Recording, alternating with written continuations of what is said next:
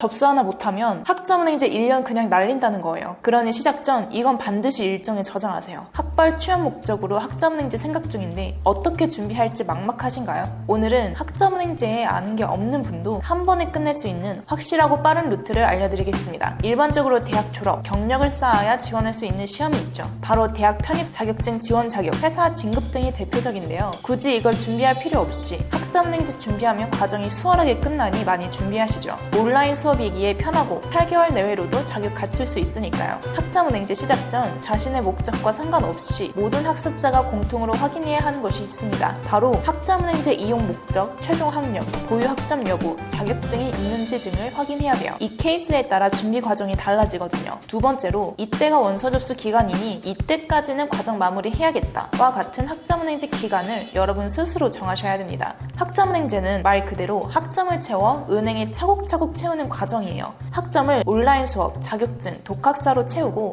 행정처리 단계를 거치면 마무리할 수 있어요. 하지만 행정처리 기간과 학위 취득 기간이 정해져 있어요. 그래서 기간을 정하지 않는다면 자칫 과정에 문제가 생겨 스케줄에 착오가 생길 수 있겠죠. 그러니 미리 준비 기간을 정하셔야 됩니다. 행정처리 관련해서 마지막에 한 번에 알려드릴 테니 조금 더 집중해주세요. 학점은행제는 다양한 목적으로 준비 많이 하시는데요. 그 중에서 먼저 자격증 준비하시는 분들의 진행 방법을 알려드릴게요. 일부 자격증은 꼭 들어야 하는 과목이 정해져 있어요. 따라서 자격증을 취득한다면 해당 과목들을 꼭 선택해서 이수해 주셔야 됩니다. 그 외에 산업기사나 기사 자격증 응시를 희망하신다면 산업기사는 41학점, 기사는 106학점을 보유하고 계시면 응시 자격을 갖출 수 있어요. 대학 학력이나 입시 준비하시는 분들은 학점은행제 학위를 받으셔야 되는 분들이실 텐데요. 전문학사, 학사 등 일정 조건 이상의 학위를 경우가 대부분이니 이를 확인해 보신 후 학습 계획을 세워주시면 됩니다. 학점은행제는 학점을 채워 은행에 차곡차곡 쌓는 과정이라고 말씀드렸는데요. 학점은 온라인 수업, 자격증, 독학사를 통해 준비할 수 있어요. 학점은행제 시작 방법은 이와 같습니다.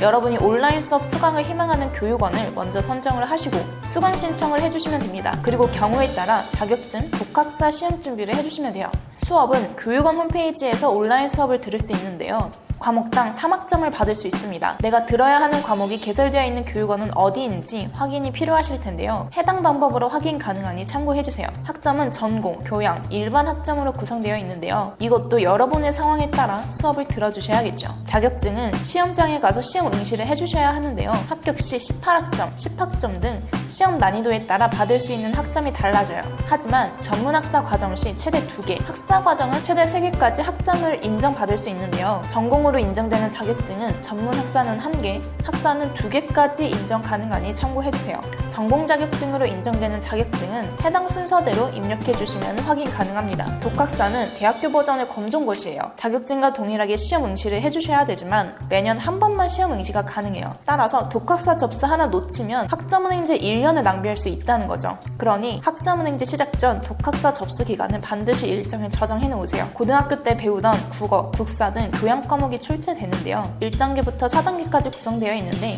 1단계 합격 시 과목당 4학점, 2단계부터는 5학점으로 인정되니 참고해주세요. 그럼 여기서 기간을 더 단축할 수 있는 방법은 없을까요? 아니요, 더 줄일 수 있습니다. 대학 좌퇴, 졸업을 하신 분에게 해당되는데요. 대학교에서 성적 증명에서 보면 과목당 학점이 기록되어 있잖아요. 그걸 학점은행제에서도 인정받을 수 있어요. 예로 대학교에서 60학점 채웠다면 학점은행제 전문학사 취득 시 대략 20학점만 채우면 되는 거죠. 하지만 학점은행제에서 교양, 전공 등 어떤 학점으로 인정되는지도 확인해야 되는데요. 이건 해당 사진을 확인해 주시면 됩니다. 확인이 어려운 전공도 있으니 이 점은 저에게 추가적으로 말씀해 주세요. 확인 후 답변 드리겠습니다. 하지만 대학교 졸업자는 대학교 학점을 인정받을 수 없어요. 대신 전문학사를 취득하신다면 36학점, 학사를 취득할 경우 48학점만 채우면 학위를 받을 수 있어요. 다만 전문대졸이 학사 학위를 취득할 때는 학점을 인정받을 수 있는데요. 이는 48학점이 아닌 140학점을 채워주셔야 하니 참고해주세요. 이렇게 학점을 채우면 마지막 행정처리 절차를 밟으셔야 됩니다. 단순히 수업 듣고 자격증을 가지고 있다고 해서 학점은행제 학위가 나오는 게 절대 아니에요. 대학교 입학 절차와 비슷한 학습자 등록이라는 것과 이 수업을 듣고 자격증을 가지고 있으니 나라에 인정을 해줘라는 학점 인정 신청과 모든 학점을 다 인정받았으니 학위, 즉 졸업장을 신청하는 학위 신청까지 해주셔야 학위를 받을 수 있어요. 다만 아무 때나 신청을 할 수 있는 건 아니고요. 신청 기간이 정해져 있죠.